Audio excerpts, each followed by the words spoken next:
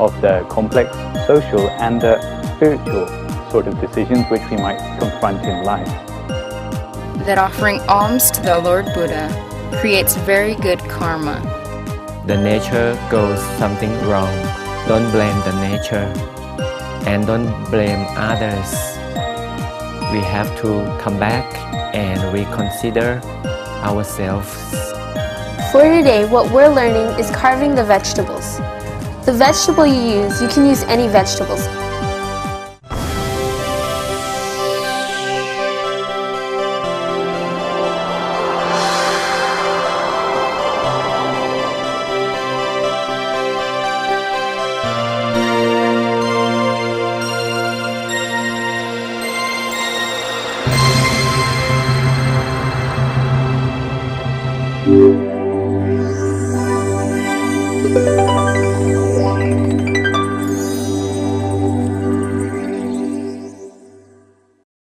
Sawadee. Welcome to another edition of Meditation for All. I am Sunan Pondotjan and I will be guiding you through the program. This time on meditation and self-development, we will take a look at more strategies that may help us to confront our decision-making in life. Venerable Nicholas Thanissaro will be discussing in more detail the challenges to self-development, namely the commitment to practice that will lead to better things in life.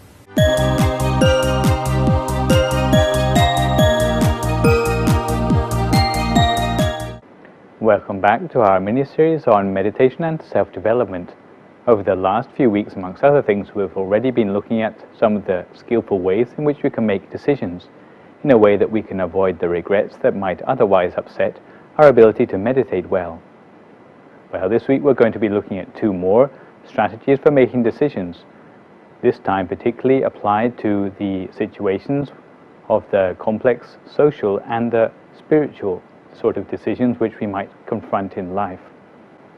And this is because it's not just our meditation which affects our quality of mind, but also our dealings with our social context and sometimes also the interaction between our everyday life and our meditation itself. So this gives rise to two more strategies which we can add to our toolbox for making decisions in life.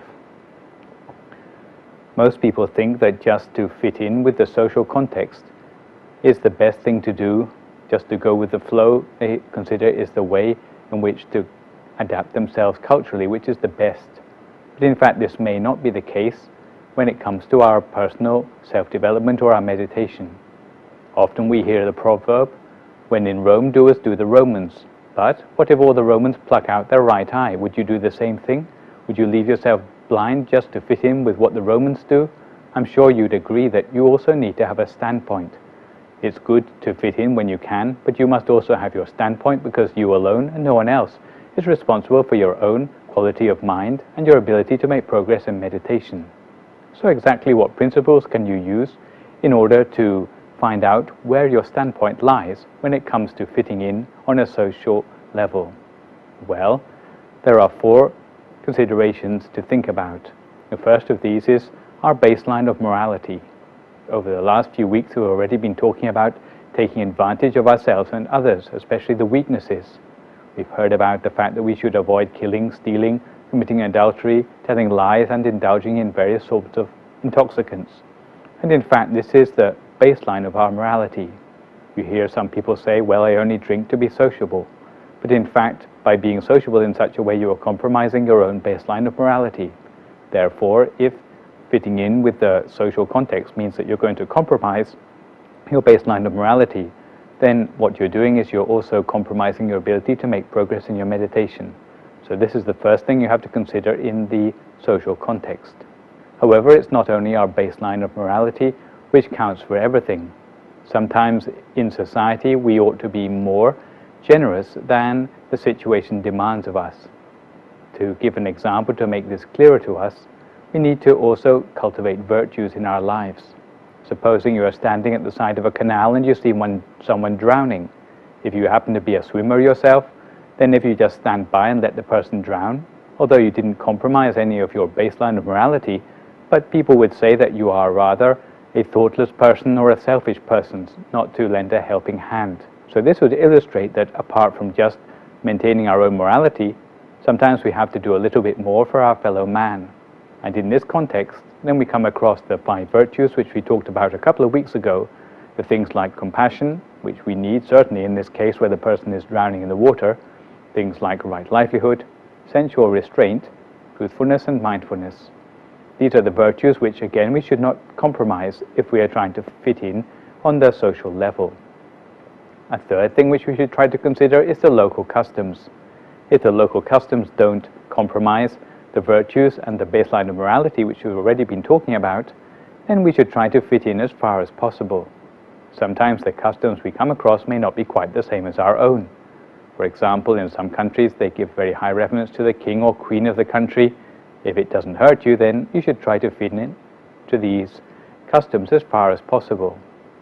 There's an example which some Westerners meet in Thailand, for example, where sometimes in a village it's not that every person in the house has their own cup to drink from. What they normally do is they all share the same cup in the same family.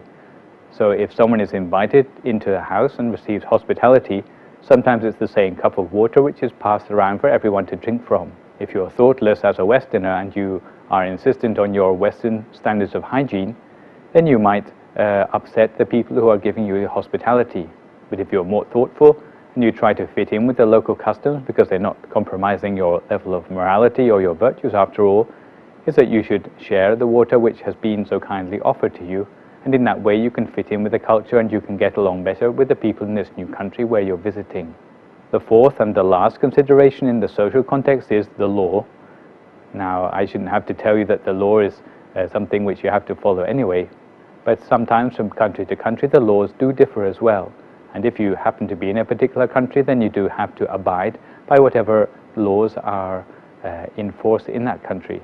So if they don't compromise with your morality, your virtues and the customs, then you ought to try to fit in as close as possible. An example of a situation where you may be in doubt according to what to do in a situation is perhaps if you're a hospitable person who normally likes to put people up in your own home, but if a criminal running away from the law or a spy comes along and you put them up in your house, then of course you will have regrets later because you may have criminal follow-up to your activities.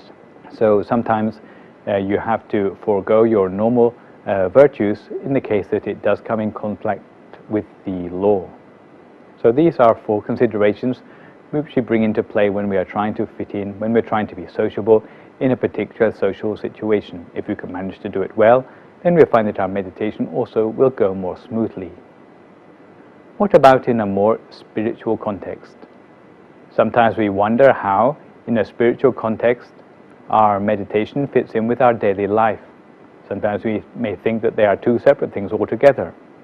But in fact, there are a system which we can use in order to determine whether there is real integration and commitment between our meditation and our daily life. And this system is something which we call the Noble Eightfold Path. It's rather like when we're meditating that we are drilling deep into the ground for a diamond. Except in our case, you cannot drill into your mind with a drill bit, but you need to use something much more subtle to get deep inside to the brightness and the wisdom inside yourself. You cannot use an anchor or a chisel to get out this wisdom from inside yourself, but you have to use something very subtle, which is the focused mind, a mind which is not scattered onto meaningless or unimportant factors.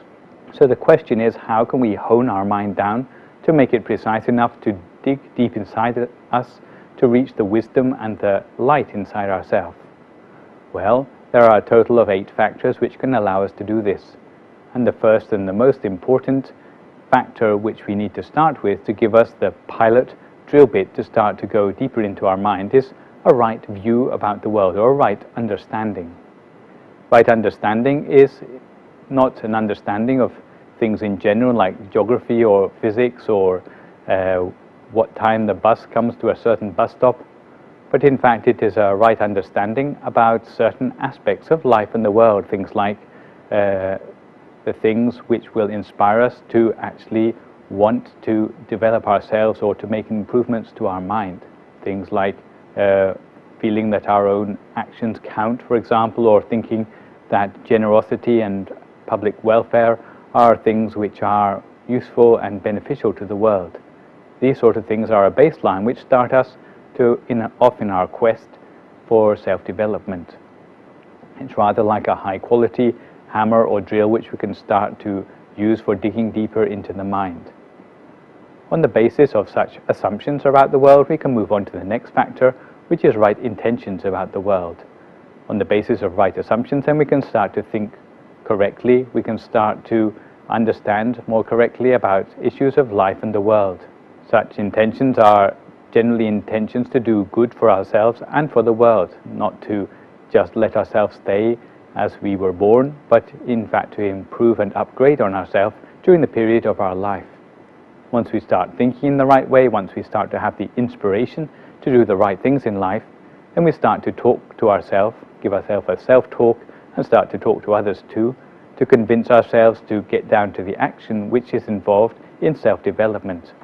It's rather like justifying things to yourself, or it's rather like communicating or cheering yourself up, giving yourself the encouragement to put in the effort which is required for self-development.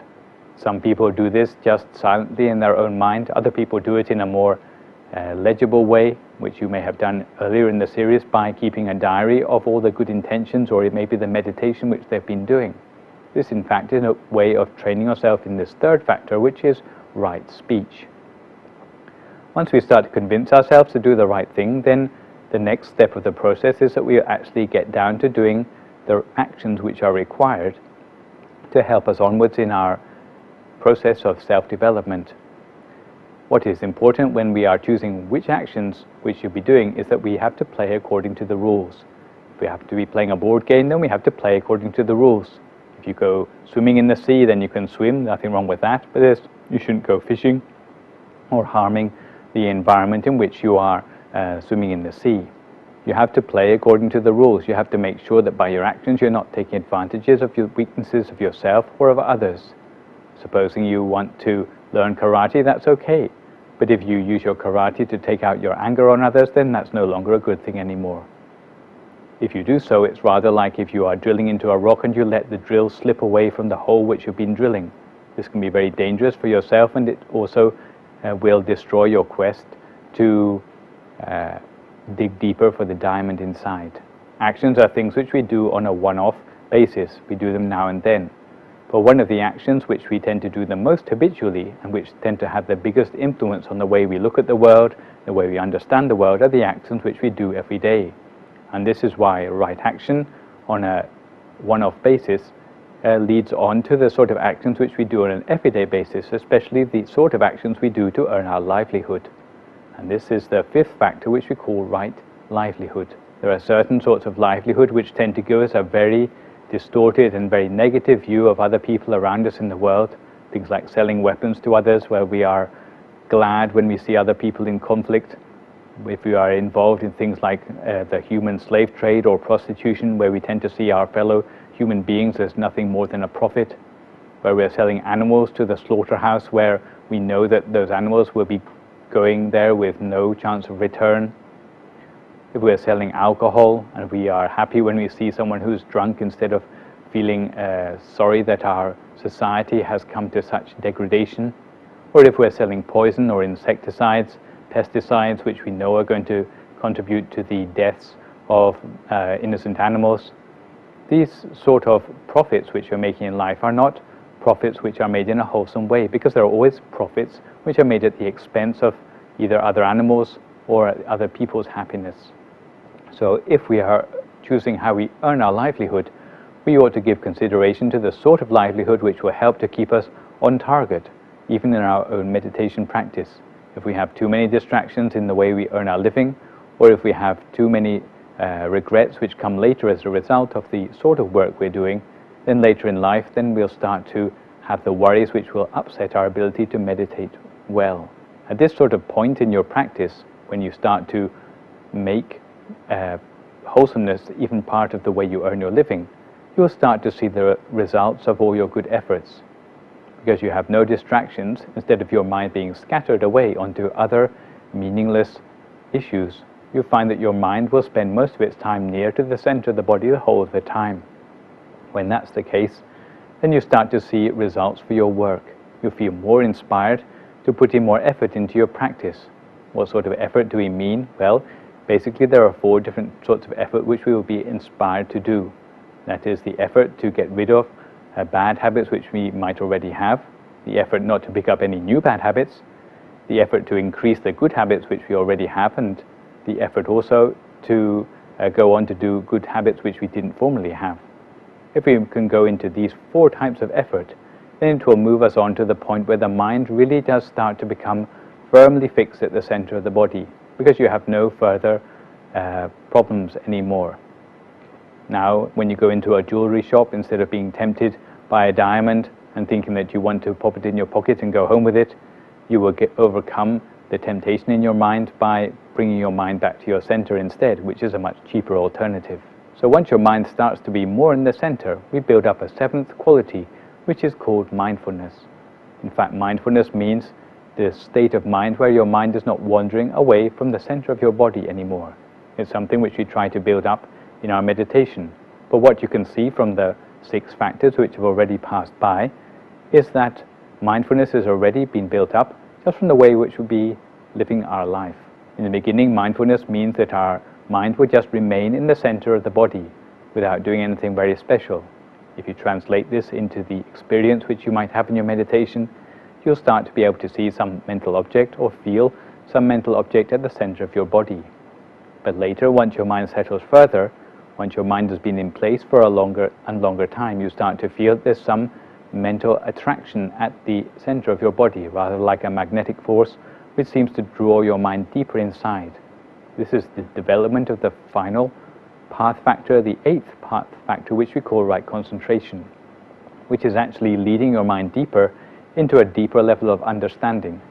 What you find is that this process of 8 factors is not a linear process, but in fact it's circular. Once your mind builds up a deeper level of understanding from the new inner experience which you have built up for yourself, what you will find is that the new understanding which you bring back to your life will help you to have a more accurate feeling of right intention, more accurate ability to have right speech, more accurate ability to have right action, livelihood, and effort in the way which you already described. It's like a circuit which is like a spiral which leads us deeper and deeper towards a still mind and towards purification in our mind, to help us become more perfect in every aspect of our self-development. So if we are missing out one or more of the path factors, we'll find that this circuit is not completed, that we cannot make progress in our spiritual practice, in our self-development. So you ought to examine yourself to see if you are missing out on one or more of these path factors. If you find that your meditation isn't progressing in spite of the fact that you have put in a lot of effort in your meditation, then perhaps you're missing out on one of the other 7 factors which we've talked about here. Maybe during the week that follows you can use this 8-fold path to examine your own efforts, to see if there are any shortcomings in your own practice. If there are shortcomings, then try to fill in those gaps as well as you can. In the meantime, try to keep up your meditation, and next week we'll be going on to look at the ways in which we can turn our day-by-day, job-by-job efforts in self-development into something more of a career. So in the meantime, keep up your daily practice, and I'll see you again at the same time next week.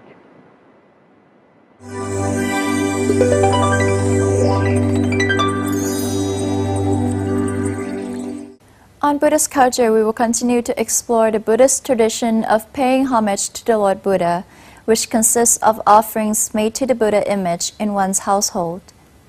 I am quite sure that a good night's sleep is on everybody's wish list. Next, you will see how Buddhists obtain a peaceful slumber and real rest.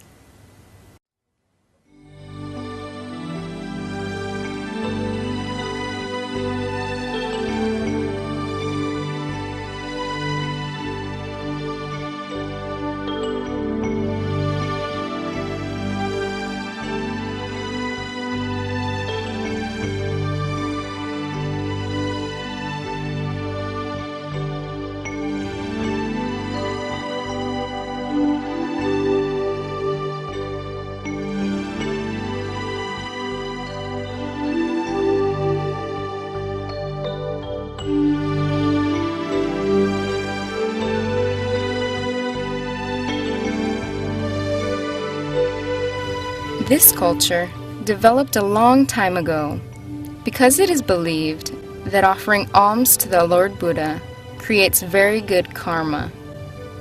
Many households do this every day. Some households do both, giving alms to the Lord Buddha first and then to monks. By doing this at sunrise, Buddhists aim at making today better than yesterday.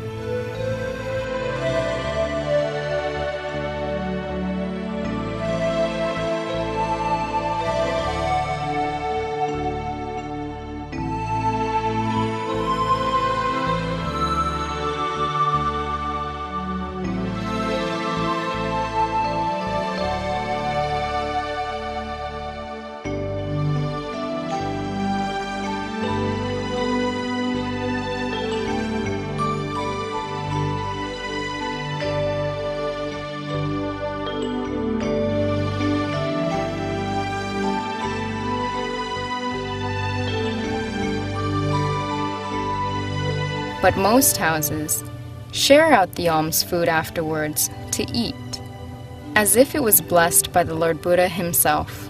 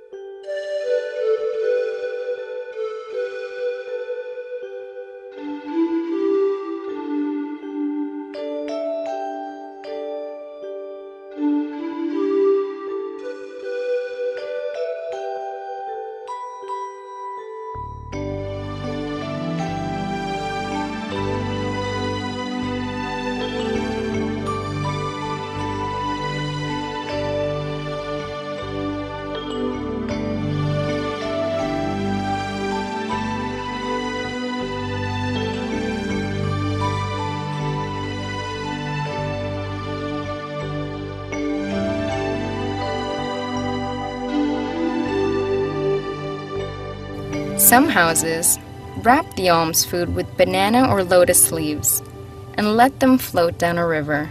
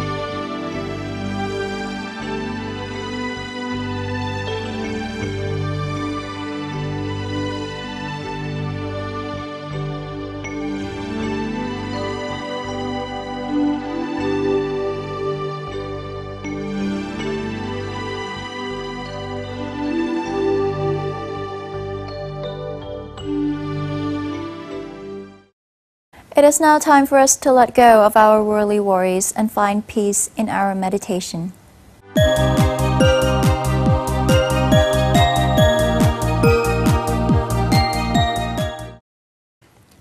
สวัสดี It is very nice to meet all of you again.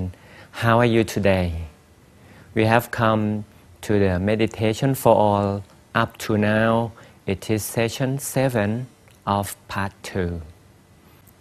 People and the environment get connected together so tightly.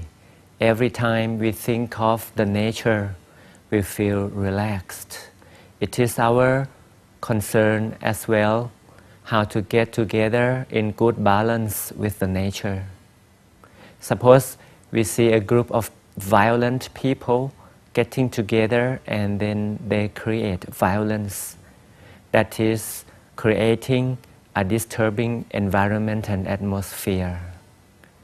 On the other hand, if we meditators get together, sit peaceful and relaxed and then we go to the center point, I mean the turning point, the point of meditation together, then the environment, the nature will get back into good balance.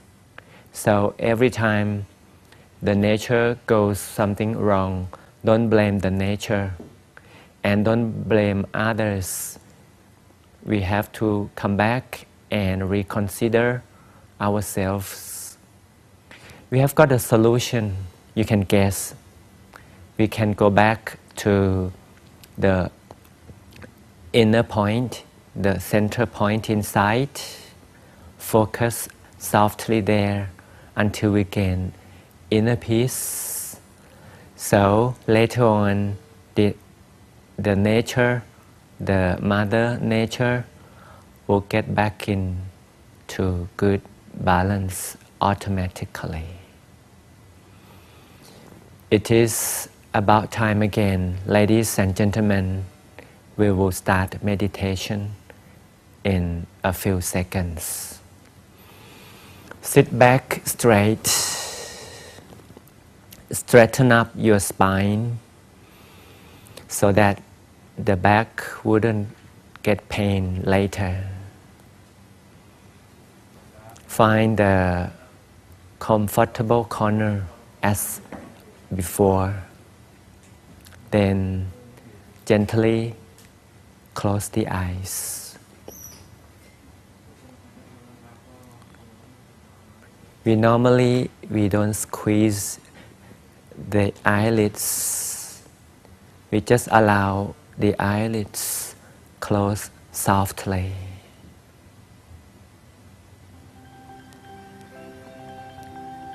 And we take a good deep breath, bringing freshness into our body.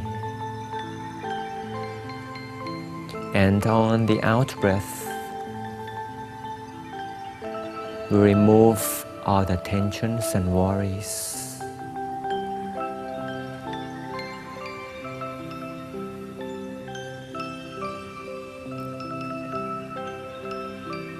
And then we start to relax every part of the body. Let go of everything, physical and mental barriers. Allow the entire body to relax and get softened. From the top of the head, we relax them all downward, like we get a stream of relaxation to soothe the body. From top down, to cover the entire relaxed body.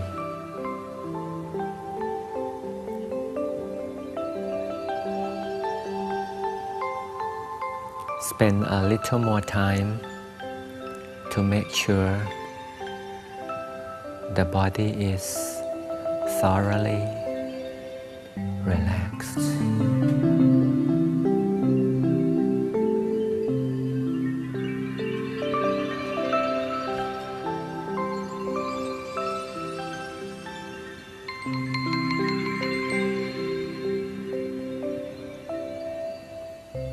Then we confirm the turning point by taking another good deep breath again. At the far end of the in-breath, we have confirmed the existence of the turning point. This is the point of peacefulness. Every time the mind confirms the existence of the turning point over here, we gain peace inside. Enjoy the beginning of the first touch at this station of peace.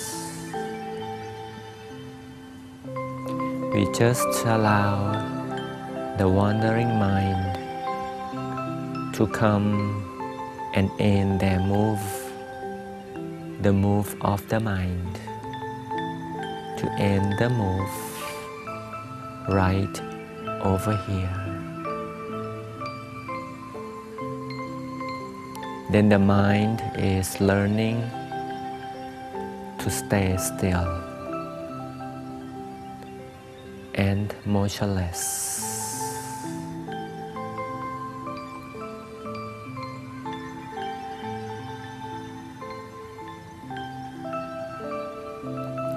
Feel the center.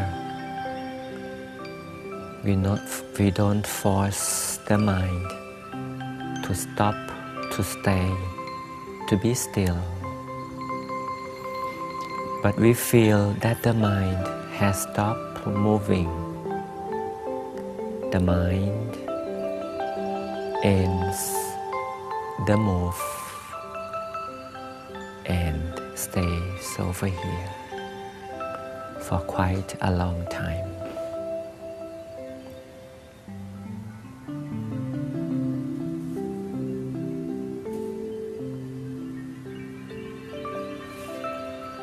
Allow this tranquil moment to go on and on for a little while.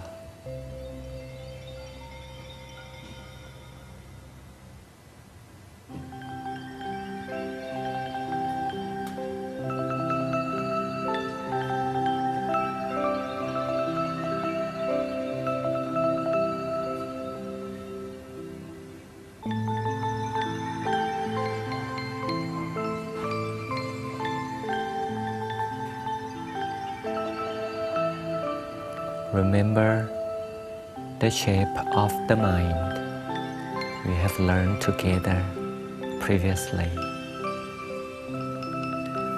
The mind has a round shape. It is bright and clean and clear, and especially is fearful. Then we invite the image of the crystal ball to pop up right in the center of the body. The crystal ball is floating upon the station of peace in the middle of our stomach. Observe the appearance of the crystal ball using no force.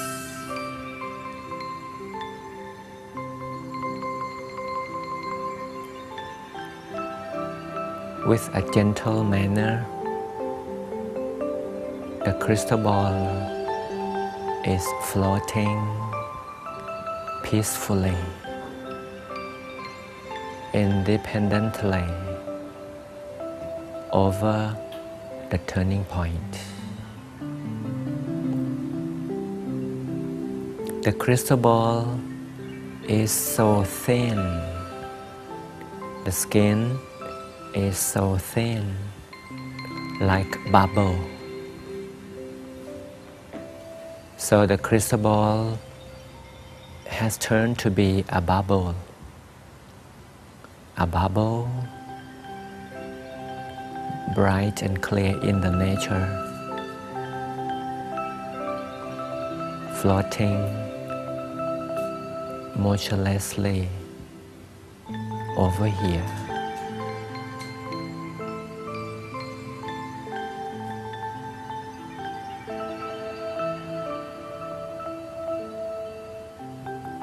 The feeling of inner peace can radiate. The radiation means the expansion of the size of the bubble. So the first bubble expands in all directions, and the next one emerges and expands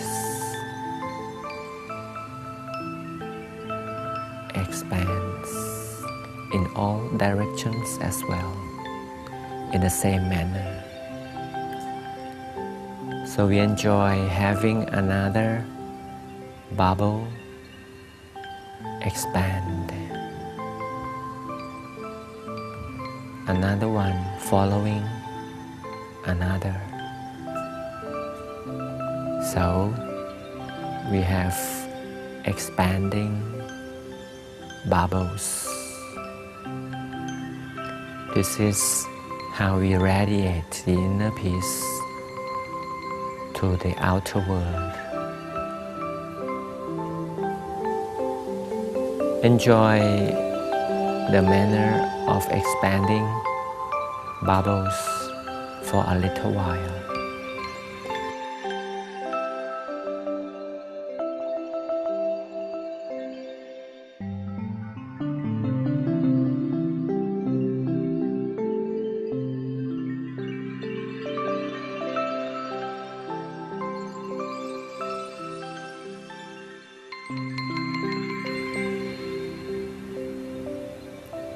By this, we are gaining more and more tranquility that is so serene and beautiful in the inner feeling. We are gaining more peace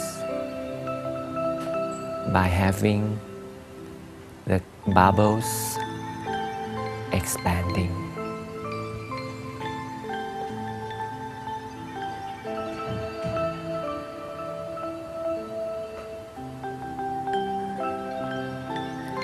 Then we imagine sitting in the nature, like we are sitting on the water throne, sitting on the water throne, absorbing the coolness of the water throne. So we feel cool all around. Enjoy the peace and the coolness of the water that wrap up our body.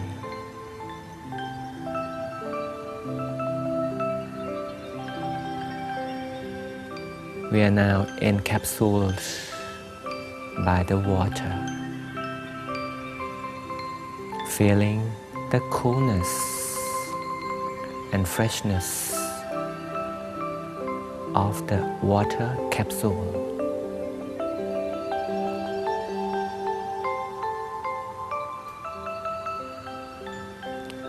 We absorb the freshness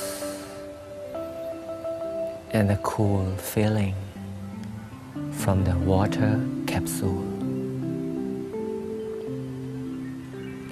The capsule is in a sphere form. We call this a sphere capsule. Sitting in the center of the sphere capsule gives us a serene and tranquil, deep feeling.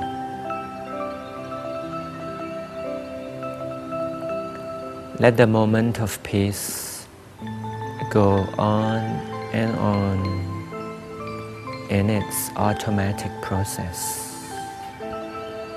Stay peaceful,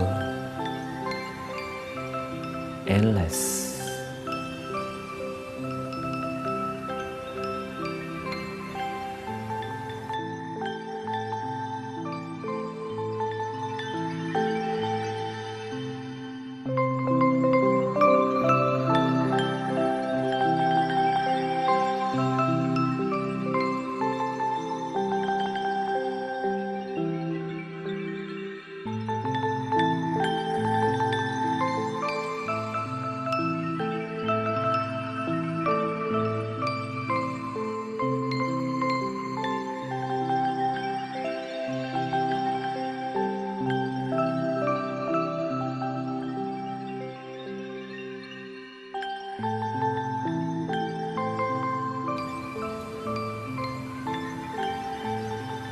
Remember, peace of an individual and the state of the nature, the atmosphere, whether it would be good or not good, they get connect together.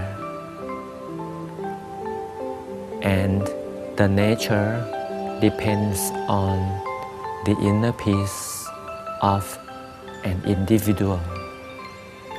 Humans create atmosphere. The nature depends on us.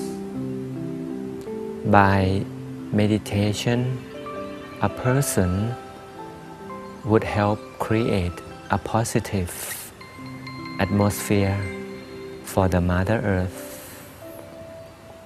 By means of meditation, a person creates inner peace. And by means of meditation, a person radiates inner peace to the environment.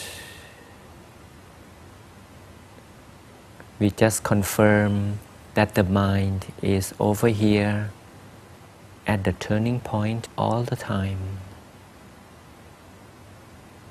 Remember, every time we are at the station of peace, we are the generator of love and kindness. Every time we start sharing inner peace to the world, we are the generators of world peace. So world peace would come from inner peace, from people like us.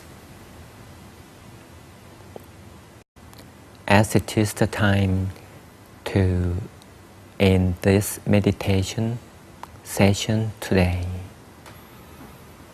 we take a good deep breath to confirm the inner peace at the turning point, and then we shall slowly open up. Hope you enjoy meditation, gaining your own inner peace.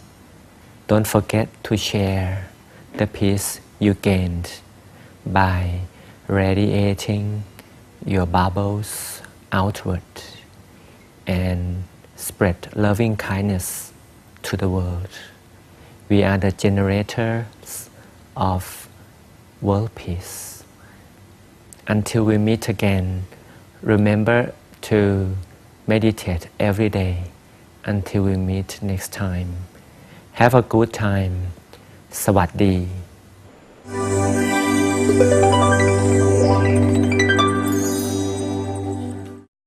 In this edition of Cut and Carve, Auntie Sati and Rose Mi Pan will show you how to carve vegetables. The knowledge that has been passed on from generation to generation, beginning within the royal family, can help soothe your mind for meditation. No matter which way my life turns, no matter easy or hard.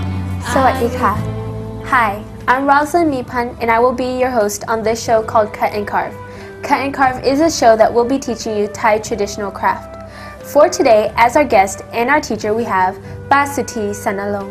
สวัสดีค่ะ สวัสดีค่ะ Also with us again, I have my little cousin Crystal to learn the craft with me. แล้ววันนี้คุณป้าจะสอนอะไรเราบ้างคะวันนี้ป้าสุธีจะสอนหนูแกะสลักผักนะคะและในการแกะสลักเนี่ยมันต้องประกอบด้วยอุปกรณ์นะคะคือมีดกรณีใหญ่ก็คือมีดลักษณะของมีดแกะสลักนะคะจะเป็นลักษณะมีดอันใหญ่เนี่ยจะไว้แกะชิ้นใหญ่ๆนะคะแล้วลักษณะของมีดที่เล็กๆนี่จะแกะส่วนที่อยู่ตรงกลางนะคะแล้วก็มีดลักษณะนี้ก็จะเป็นลักษณะเอาไว้หั่นค่ะนะคะไว้หั่นแล้วก็มีเขียงแล้วก็มีเข็มกลัดนะคะ For today, as our props, you're gonna need knives. First of all, there's many types of knives to use. There's this kind, where it's more thick, and it's for using on the outside. The thin kind, which you use inside. There's also this kind of knife, the cutting knife, to cut the vegetables. Also, you need a pair of scissors, toothpick, and a bowl with cold water. เดี๋ยวป้าสุธีจะสอนหนูอันดับแรกเนี่ยพื้นฐานของการแกะสลักก่อนนะคะพื้นฐานของการแกะสลักก็คือว่าเราจะใช้ผักอะไรก็ได้นะคะ For today, what we're learning is carving the vegetables. The vegetable you can use any vegetables. It doesn't have to be a specific vegetable.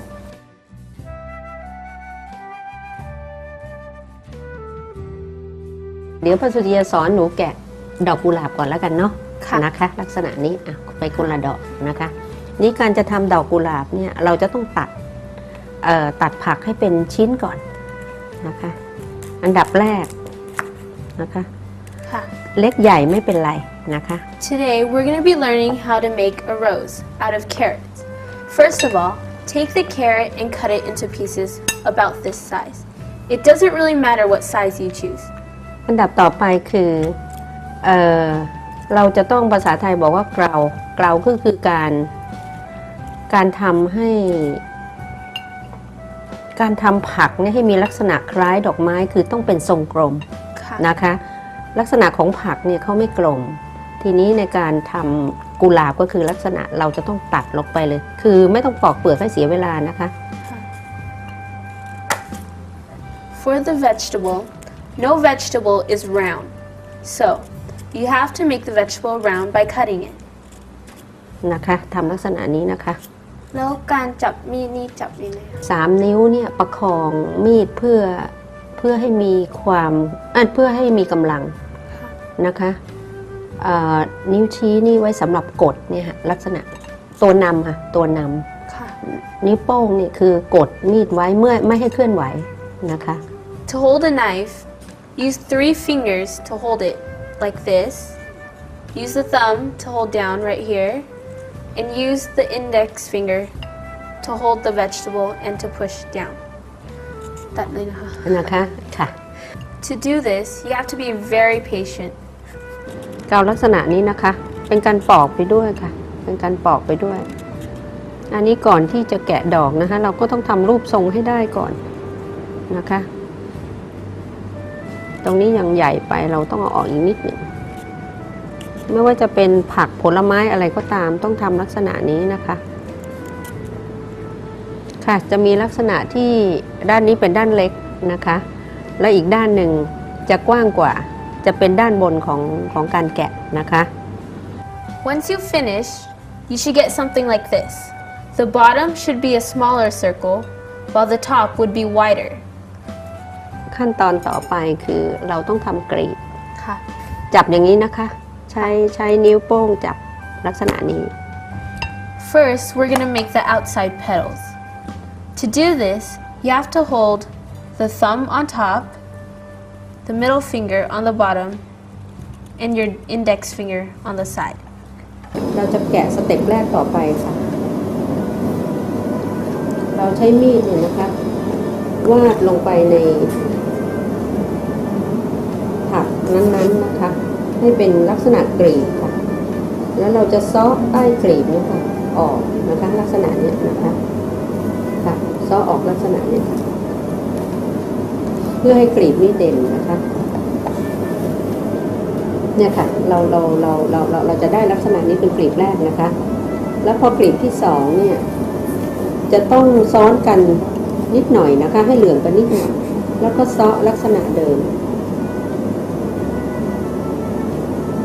นะคะแล้วก็เอาออกลักษณะเดิมตรงนี้ไม่ต้องเสียดายในการที่จะเอากลีบออกนะคะกลีบจะเด่นขึ้นค่ะถ้าเราเอาออกน้อยเนี่ย กลีบตรงนี้จะไม่ค่อยชัดนะคะแล้วกลีบต่อไปทุกครั้งเราจะต้องทำตรงนี้ให้มันเรียบ When you're done, by cutting out the outer petals, you should get something around here.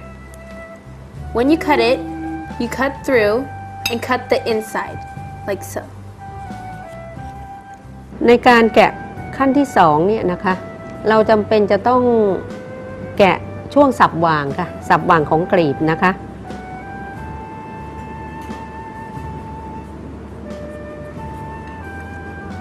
เนี่ยค่ะต้องสับหว่างทุกครั้งไปทุกชั้นไปค่ะจะต้องสับหว่าง For the petals inside, you have to make the petals in between. Like for the one inside right here, you're going to put one right here, right here, right here, and right here. เนี่ยค่ะจะเป็นลักษณะเนี้ยนะคะ ค่ะ ลักษณะสับหว่างเราก็จะทำไปเหมือนเดิมค่ะ เหมือนเดิม เหมือนกลีบแค่สับหว่างเท่านั้น สับหว่าง ค่ะ So it's just like the other one, just in between the other petals. So once you have the second layer, it's going to be something like this with 2 layers. But when you make it inside, the bud inside has to be circular. So now you have to change the knife to the smaller knife. นะคะอันนี้เราจะต้องเปลี่ยนมีดจากใหญ่เป็นเล็กละนะคะเพราะว่าเขาอยู่ด้านในสุดแล้วก็เริ่มเล็กลงเพราะเป็นลักษณะของเกสร ค่ะ เกสรดอกไม้อะนะคะทำลักษณะสับหว่างเดียวกันนะคะลักษณะเดียวกัน Inside, it's also put in between the other petals. So, because it's smaller, you're using a smaller knife, and it's much deeper inside. The petals doesn't have to be the same size, just as long as it comes out to be a flower. So, when you do this, don't concentrate on, is the size too big, is the size too small? Just go with it. And in the end, it'll just turn out like a flower. So in the end, you'll get a rose. As long as you're happy with what you got, you shouldn't worry about the size or anything, or how it looks. So this is what you get when you're finished. แล้วพอเสร็จแล้วก็ ค่ะเสร็จแล้วนี่เราควรจะต้องแช่ในน้ำเย็น ค่ะ เพื่อให้กลีบดอกไม้แล้วดอกไม้เนี่ยสด ค่ะ นะคะยิ่งน้ำเย็นแล้วเขาจะกลีบที่ส่วนของบางที่สุดเขาจะพริ้ว ค่ะ ลักษณะนี้นะคะเขาจะมีความพริ้วบางนะคะในการแช่น้ำเย็นนะคะแล้วก็เอามาจัดได้ When you're done, put the finished piece inside a cold water bowl. When you put it in, it makes the vegetable more fresh, and since we call it a flower, it will sort of bloom like a real flower. นะคะลักษณะการจัดเนี่ยเรามีหลายรูปแบบ ค่ะ เราอาจจะมาเสียบอย่างนี้ก็ได้ให้มันดูน่ารัก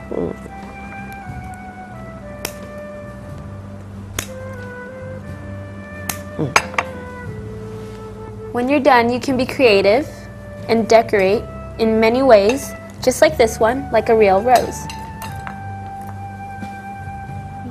ค่ะเสร็จแล้วค่ะค่ะแช่ในน้ำเย็นก็เสร็จสำหรับ1ดอกนี้แล้ว ค่ะ พร้อมที่จะไปนำไปจัดแจกันหรือว่านำไปจัดจานประกอบอาหาร หรือเราจะใช้ก้านยาวๆเนี่ยห่อแทนดอกไม้สดเช่นดอกกุหลาบหรือดอกอะไรก็ได้ซึ่งเป็นของขวัญได้หลายลักษณะบูชาพระก็ได้ค่ะ Doing this, you can do many stuff with it. You can decorate a vase for your home, or you can decorate a plate with food on it, like with guests as you're at your house. When you decorate it, it would make the plate more sort of high-classish and creative. And also, you can put it on a stem like we had before and give it to people you love as a gift. Or you can always donate it, people who needs it, or you can give it to the Buddha. So today we've learned a great lesson on how to carve a rose out of various vegetables, or fruit, whichever one you feel like. And this is the finishing piece right here. So this is a great way for relaxation, to help you concentrate more, to make you more content. And we're going to thank you, Pasati, for ค่ะดีลูก teaching a great lesson. ขอบคุณมากนะคะ ค่ะ And thank you for watching the show. Watch us next time on the next week. And hope you liked it.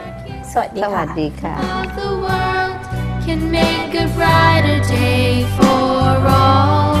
So believe in yourself and fight on.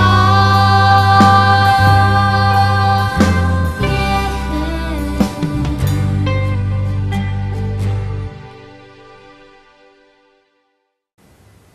We hope you have enjoyed this edition of Meditation for All.